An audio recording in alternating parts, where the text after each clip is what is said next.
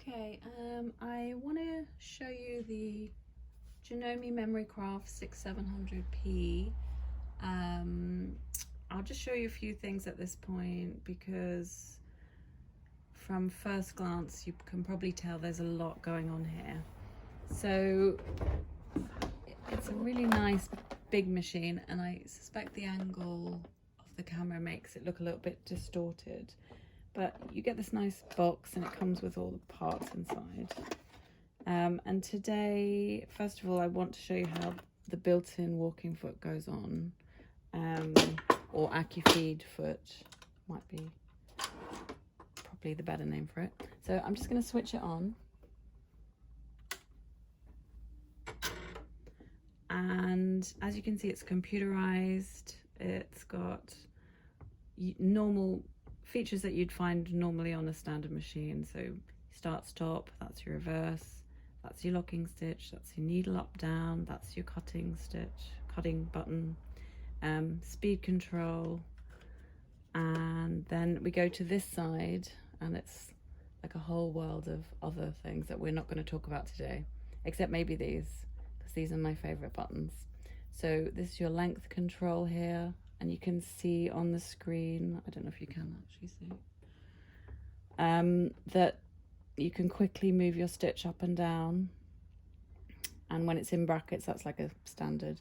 And then the width control when you're on straight stitch, and at the moment I've got the straight stitch foot on my machine, you can move your needle very precisely, and it's a very nice feature to have, especially if you are anything like me and you like to make tiny little things. It's very precise. So we're going to go straight into changing the foot. So the foot itself has got a double lift, so it stays up as well. So if you've got a nice thick quilt that you want to put in, that's a really good feature to have when you're doing your piecing. I'm just going to use the screwdriver, probably not the one that comes with the machine, to take off my foot and my shank completely, because when I take those off, both pieces, I can put my walking foot on. This is where it attaches and it slots in at the back, which I won't be able to show you because my video is stationary. So I just go around the back of where I've taken my previous shank off, and I slot it in by the side where my screw, I've left my screw in the pole. So now I'm going to screw it in, and on the back, you might be able to do this, I'm just going to push the little silver hook in from the back, and then I'm going to tighten this with my screwdriver.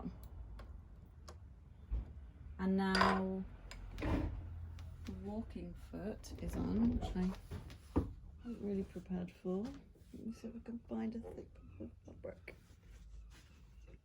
Okay, I'll just grab this. It's not quilting, but it's something a little bit thicker. So if I put this under my machine, I can double lift that as well, so I'm very high. If I don't want to double lift, I can just, so that's down, up, and double lift. So I'm just going to position my fabric underneath, and I think, look at my box of bits.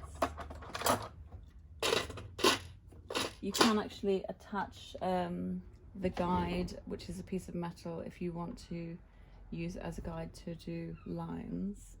But at the moment, hang on.